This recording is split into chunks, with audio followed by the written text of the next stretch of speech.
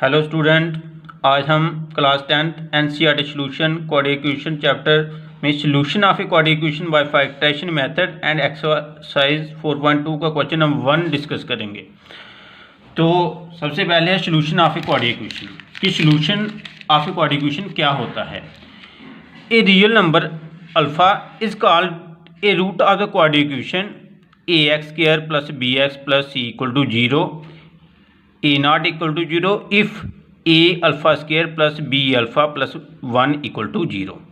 ठीक है, उन्होंने क्या कहा है कि एक रियल नंबर अल्फा को हम root of the quadratic equation कब बोलेंगे, अगर a alpha square plus b alpha plus 1 equal to 0 आ जाता है। Then we say that x equal to alpha is a solution of the quadratic equation.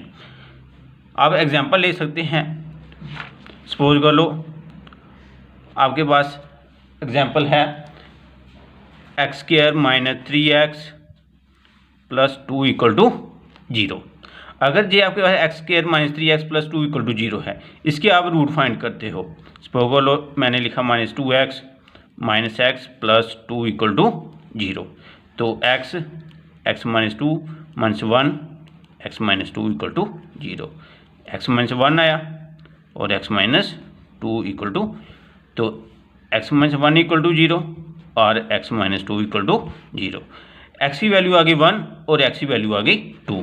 ये 1 और 2 आपकी solution of the quadratic equation होंगे। कैसे जैसे कि आप जहाँ x की जगह सपोज करो आपने 1 लगाया, 1 का स्क्वायर माइनस 3 इंटू 1 प्लस 2, तो 1 का स्क्वायर 1 होगा, 3 1 का 3 प्लस 2, तो 2 और 1 3 माइनस 3 इक्वल टू 0। मीन जो आपकी लेफ्ट हैंड साइड है equal to right hand side के आ रही है। इसी तरह अगर आप 2 फिल करोगे तो फिर भी आपका राइट साइड में 0 आ जाएगा। इसलिए उन्होंने कहा है कि यहाँ हमने अल्फ़ा माना है कि अल्फ़ा एक रियल नंबर अल्फ़ा जो है वो रूट है क्वाड्रेटिक इक्वेशन का ax² plus bx plus c equal to 0। कब, अगर a alpha square plus b alpha plus 1 equal to 0 हो जाता है।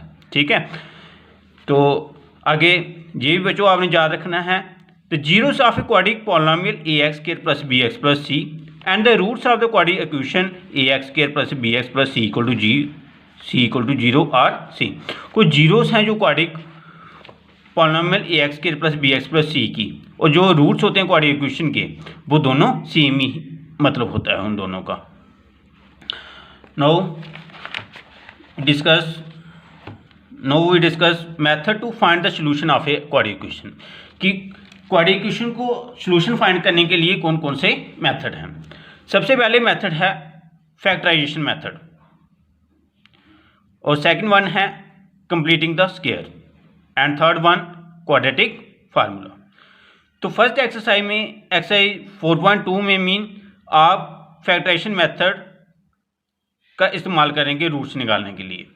तो एक्सरसाइज 4.2 में क्वेश्चन नंबर 1 है find the roots of the quadratic equation by factorization method. आपने जो फॉलोइंग नीचे क्वाड्रेटिक इक्वेशन बताई हैं उनका रूट निकालना है बाय फैक्टराइजेशन मेथड से। सपोज कर लो फर्स्ट पार्ट आपको बताया है x² minus 3x minus 10 is equal to 0। ठीक है, x² minus 3x minus 10 is equal to 0। तो आपने क्या करना है,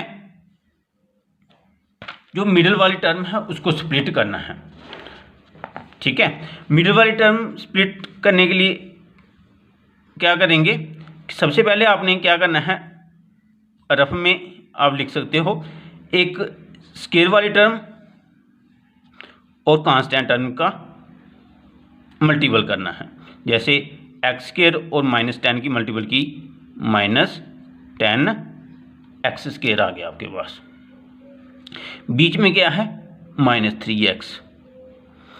आपने इसको स्प्लिट करना है, स्प्लिट करके जो नंबर आएंगे उन दोनों की मल्टीपल भी इसके मल्टीपल के बराबर होनी चाहिए, मीन इक्वल होनी चाहिए। जैसे माइनस 3x अब माइनस 5x प्लस 2x लिख सकते हो, क्योंकि माइनस 5x प्लस 2x कितना होता है माइनस 3x। अगर माइनस 5x की मल्टीपल 2x के साथ करें कितना बनता है माइनस 10x का स्क्वायर। इसलिए मैंने जहाँ लिख दिया माइनस 3x का माइनस 5x प्लस 2x और ये एक्स स्क्वायर ये -10 ऐसे रहने दिया। फिर जहाँ एक्स स्क्वायर था, जहाँ -5x था, x आपने कॉमन ले लिया, ठीक है, x जहाँ से कॉमन ले लिया रहा x -5 प्लस 2 जहाँ से कॉमन ले लिया जहाँ x -5, क्योंकि 2 × x 2x बनेगा, -2 5 का 10 बन जाएगा। जे x + 2 और x -5 = 0। आइदर दिस x + 2 = 0 और दिस x -5 = 0। +2 दूसरी तरफ ट्रांसफ़र हो गया, -2 आ गया, और इस तरफ -5 दूसरी तरफ ट्रांसफ़र हो गया, +5 आ गया। मीन x की वैल्यू -2 और x की वैल्यू 5 आ गई। तो मीन जो आपके रूट्स हैं वो -2 एंड 5 आ गए। Now second part, 2x² + x - 6 = 0। 2x² + x - 6 = 0। तो जहाँ आपके पास कोऑर्डिनेट इक्वेशन है 2x² + x - 6 = 0, तो जहाँ इसको सॉल्व करने के लिए जहाँ भी आपने वही करना है जो पीछे किया है। क्या करना है, पहले जहाँ एक साइड आप रफ में लिख सकते हो 2x² मल्टीपल -6 की, 2x² को -6 से मल्टीपल करेंगे -12x का स्क्वायर। बीच में क्या है x, जिसको आपने स्प्लिट करना है वो क्या है x, ठीक है। इस x को स्प्लिट करना है आपने, मीन जैसे जहाँ -12x है, मीन जो स्प्लिट करके जो नंबर आएंगे हमारे पास उनकी मल्टीपल -12x के इक्वल होनी चाहिए। कहने का मतलब जैसे आप लिखते हो 4x - 3x, 4x में से -3x निकालो क्या आता है +1x आता है। ये भी आपने पूरा ध्यान रखना है, -x आ रहा है या +x आ रहा है, क्योंकि 4x - 3x, 4x में से 3x निकालो +x आ रहा है। अगर 4x मल्टीपल -3x करते हैं तो -12x² आता है, इसलिए मैंने x की जगह लिख दिया 4x - 3x। इस तरह 2x² + 4x - 3x - 6 = 0। 2x यहाँ कॉमन आ रहा था, 2x कॉमन ले लिया, x + 2 -3 कॉमन ले लिया, x + 2 = 0। 2x - 3 x + 2 = 0। Either this 2x - 3 = 0 और x + 2 = 0। 2x - 3 = 0, -3 दूसरी तरफ चला गया +3 हो गया, और इस तरफ और x + 2 = 0 तो +2 दूसरी तरफ चला गया -2 हो गया। तो मीन x = आ गया 3/2 और इधर x = आ गया -2। तो मीन जो रूट्स हैं आपके वो 3/2 एंड -2 आगे। थर्ड पार्ट में लिखा है √2x² + 7x + 5√2 = 0, ठीक है। तो देखो इधर x² वाली जो टर्म है √2x² है, जहाँ है 5√2।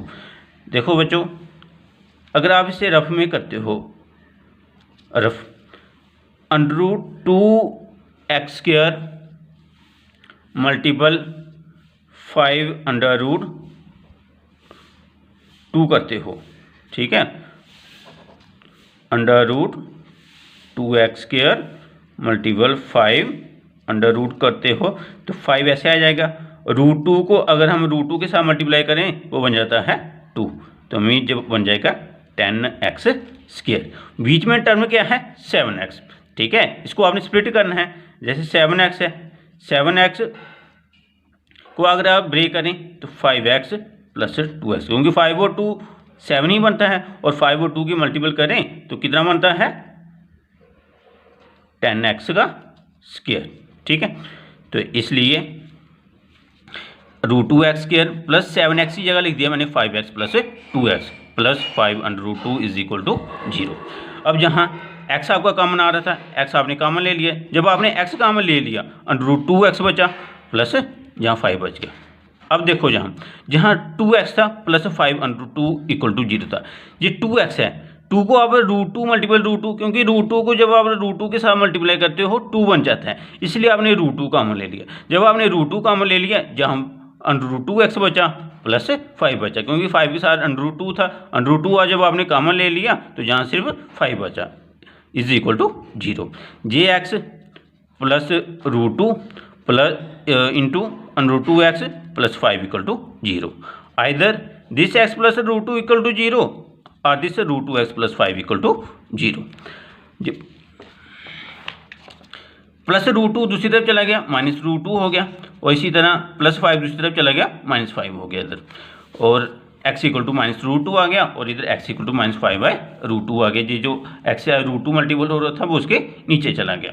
तो मीन आपके जो रूट्स आ गए, एक -√2 आया और -5/√2 आया। ये आपका आंसर हो गया। इससे रन आओ फोर्थ पार्ट, 2x² - x + 1/8 0। देखो जो बच्चों हमने जितने पिछले क्वेश्चन किए हैं, 3 पार्ट किए हैं, 3 पार्ट, उसमें फ्रैक्शन में नहीं था, वो सिंपल टर्म थी। तो जहाँ जो थर्ड कांस्टेंट टर्म है फ्रैक्शन में है, ठीक है, मीन पी अपॉन क्यू की फॉर्म में है। तो पी अपॉन क्यू की जहाँ तो आप इसे डायरेक्ट भी कर सकते हो, अगर डायरेक्ट ना करना हो तो आप इसे मल्टीपल कर सकते हो। तो हमने क्या किया, जहाँ 2x² - x + 1/8 = 0 है, इस 8 की मल्टीपल जहाँ कर दी, 8 का 16x² - 8x + 1 whole divided by 8, क्योंकि जब आपने 8 की मल्टीपल इधर कर दीजिए, 8 होल डिवाइडेड हो गया। अब इस 8 की मल्टीपल 0 के साथ जहाँ बन गया 0, तो यहाँ इधर रहा 16x² - 8x + 1 = 0। 16x² - 8x + 1 = 0 है। अब देखो इसी -8x को स्प्लिट करना आपने। स्प्लिट करने के लिए पहले आपने क्या करना होता है, इससे 16x² की और कांस्टेंट टर्म की मल्टीपल करनी है। पहले की तरह रफ कर लो, 16x² मल्टीपल 1 बन गया 16x²। बीच में क्या है, -8x।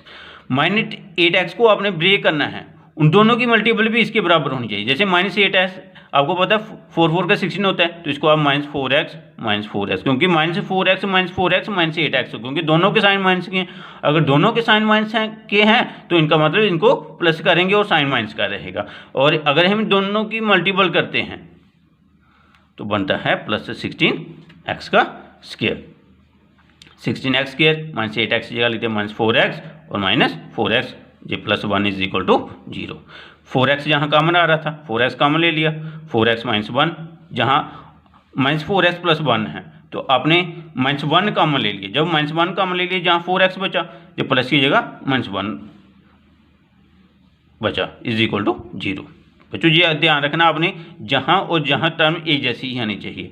अब J4x - 1 और J4x - 1 J4x - 1 = 0। Either this 4x - 1 = 0 और दिस 4x - 1 = 0। -1 दूसरी तरफ ट्रांसफर हो गया +1, इसी तरह -1 इधर भी ट्रांसफर हो गया, दूसरी तरफ +1 आ गया, तो x = 1/4, जहाँ भी x = 1/4, तो x = 1/4, x = 1/4 और the 2 roots of the following quadric equation, ठीक है। एंड फिफ्थ पार्ट है 100x² - 20x + 1 = 0। ये स्टूडेंट आपने खुद ट्राई करनी है, ओके।